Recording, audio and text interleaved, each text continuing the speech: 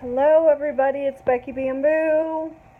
Long time no see. I apologize. I know I've been MIA for too long. So today is what? It is Monday. Is it Monday?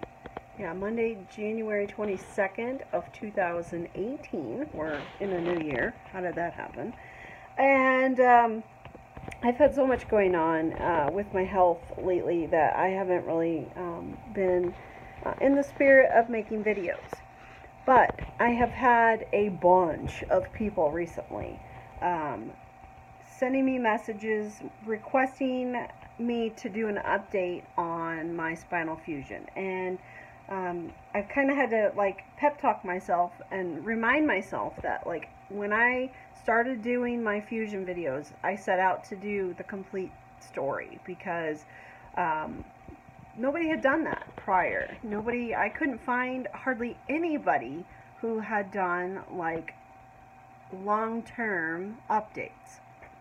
So, my 2-year surgery anniversary will be coming up in March, so I'm only a couple months short of being 2 years post-op, and people are wanting to know how I'm doing. So, let's catch up.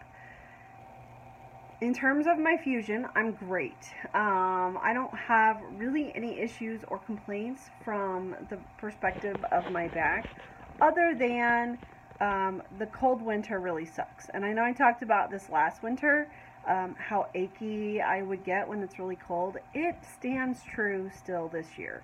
I think this is just a part of having hardware in my spine. And it's unfortunately it's pretty miserable. It's there's not a lot you can do about it. You have to get up and go anyway, and basically a hot shower in the morning helps. And I have resorted to, please don't laugh at how old this thing is, but I have started keeping a heating pad next to my recliner so that when I get really cold, I can just turn that dude on and put it on my back, and that helps a lot. It takes that kind of the achiness out, and I can't really even explain the kind of discomfort I have with it. It's not like a sharp pain or anything like that. It's just I'm just uncomfortable, really. It's just a deep achy, nagging, annoying pain. So other than that, I really couldn't even tell you I had a fusion done, other than I don't have pain anymore. I don't think about it when I wake up every day because I don't feel it every day. The only other residual thing that I really can tell you is, so I had a 360 fusion. I had an anterior and a posterior. So my anterior surgical site on my lower abdomen is about right here, okay? The scar line is about that big, maybe a little bit longer. Fingertip to fingertip. Yeah, it's probably like my middle finger to the bottom of my thumb. It's pretty big. My daughter likes to sit and snuggle, and my son likes to sit and snuggle. If they sit on that, it hurts. It's still very tender to pressure. I don't know if that's ever going to go away or not, but it definitely is something that makes me go, oh, get off. Really quickly, move them off of that spot. So other than that, no issues with my back. I feel fantastic. I go about my daily life. I don't have pain. I don't have radiculopathy or pain in my legs or numbness or tingling, or I don't have any of that. So I consider my fusion to be very, very successful. I would, in a heartbeat, do it again if I needed to. So if that helps anybody to feel more comfortable with moving forward with it, here's my tips. Find a great surgeon. Find a surgery center of excellence for orthopedics or neurosurgery, depending on who you are having do it. And do exactly what they say, nothing less and nothing more. I had so many days where I didn't want to do my crunches on my exercise ball, and I did them anyway. And I had so many days where I didn't want to just sit in a damn chair, and I did it anyway. And I think that that's where your success in this recovery comes from. You have got to be patient. It is a long process. The first several months are very uncomfortable. You're going to not feel good for a long time. Figure a full year before you actually feel like yourself again. And I would say really realistically closer to a year and a half before you can really just like go on about your daily life and not think about the fact that you had fusion. So that's that. What else has been going on with me? Why have I been MIA? Back in August, I went on a cruise, and I went to the Bahamas with my husband and my kids, and I don't recommend taking young kids on a cruise. I'll never do that again. However, we gave them some really awesome memories. Like, the kids are still talking about the Bahamas and how much fun they had, and going on the big boat, and it was tough. It was a hard 5 days. I was seasick, my husband was seasick, the kids didn't feel it at all, and so we kind of had to tag team, like taking turns taking them to do stuff while the other one would rest, because we both felt like puking most of the time. I unfortunately got off the boat with a very rare condition. I mean, super, super rare condition, called Malday Debarkment Syndrome, MdDS. You can go look up more information about it if you're interested. It primarily affects women. It primarily affects women ages 30 to 40 who go on a cruise or extended travel of some kind. Long plane ride, long train ride. It seems like cruise duration is typically more than 4 days. Our cruise was 5 days long. They don't really know where it comes from. There's a lot of research being done on it. Basically what it is that I have a constant sense of being on a boat. And I have since I got off of the cruise ship in August. So 6 months worth of every day I wake up and I feel like I'm bobbing on the sea. I have fallen 5 or 6 times. I've lost track. And the worst of the falls was I was off from August. When I came back from my cruise, I did vestibular rehabilitation, which is like a physical therapy for your inner ear to try to regain my balance, because this affects my balance. I am super unsteady on my feet. So I did all of this rehab, and finally in November, my doctor decided I was safe to go back to work on a part-time basis, half-time, 4-hour shifts. I was back for about 45 minutes into the operating room, and I fell down. And I landed on a bunch of equipment, and I tore up my shoulder. And I've now had a whole bunch of x-rays, MRIs, contrast MRIs, 2 steroid injections, and I see the orthopedic surgeon again in a couple of weeks, and I will probably be having a shoulder scope done because there's still something funky going on. All of the imaging is okay, but when I rotate it or do any kind of range of motion, it catches and it grinds and it pops and it hurts, and it's like I have constant pain in the joint, and so they're probably going to have to do a scope to look a little deeper in there and see if there's a bone spur or something that's off that they can fix. So with that said, what is the next step for me in terms of Malday Debarkment Syndrome?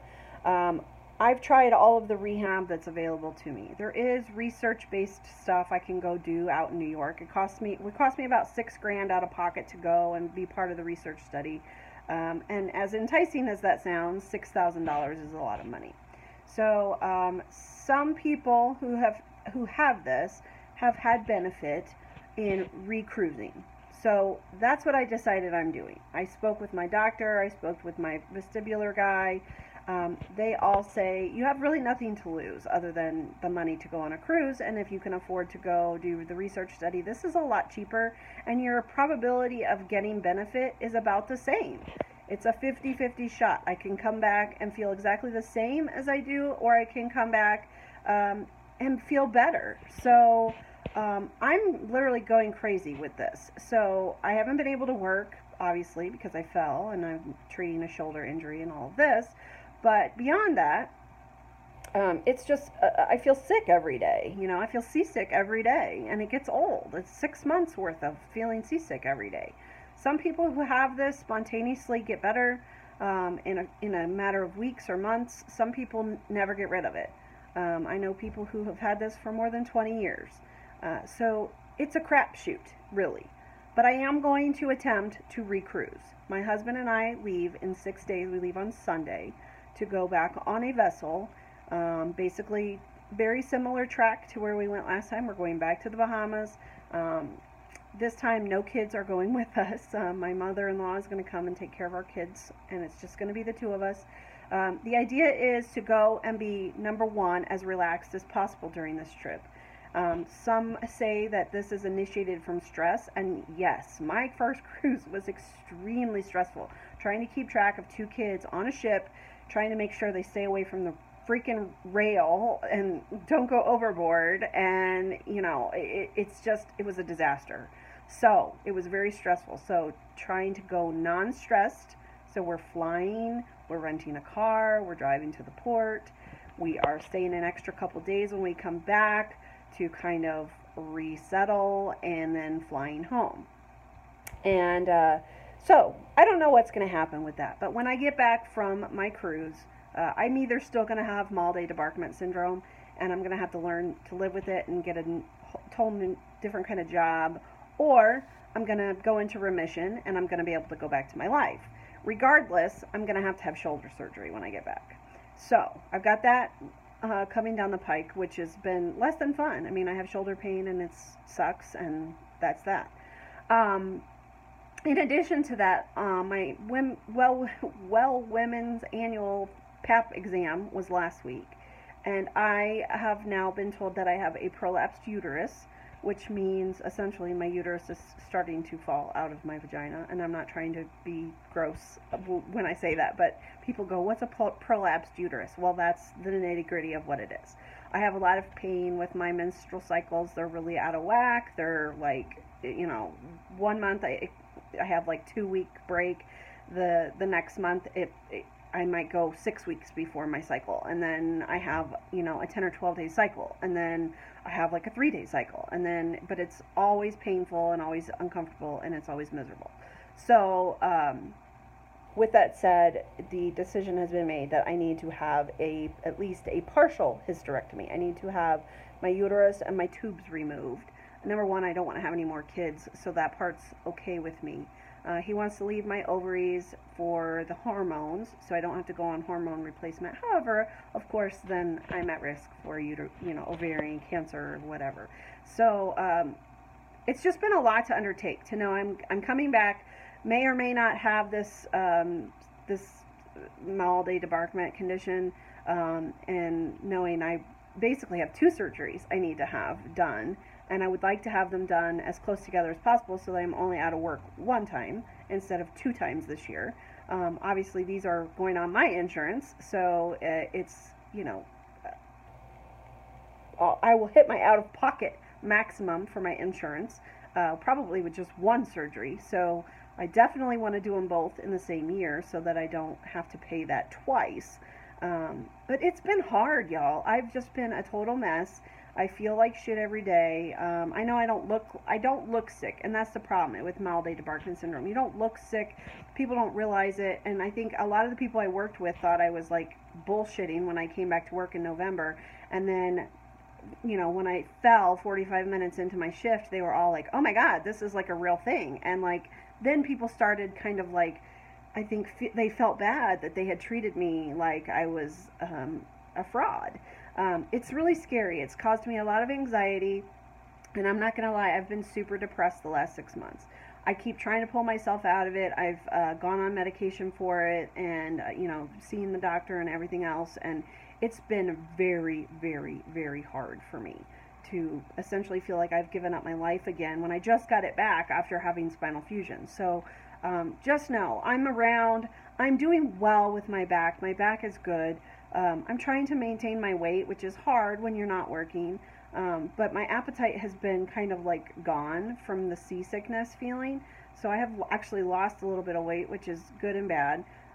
We'll see what the cruise does, and I will kind of reconnect with you guys when I get back, and I'll let you know what happened with recruising. And other than that, I just need some prayers for some healthy vibes sent my way.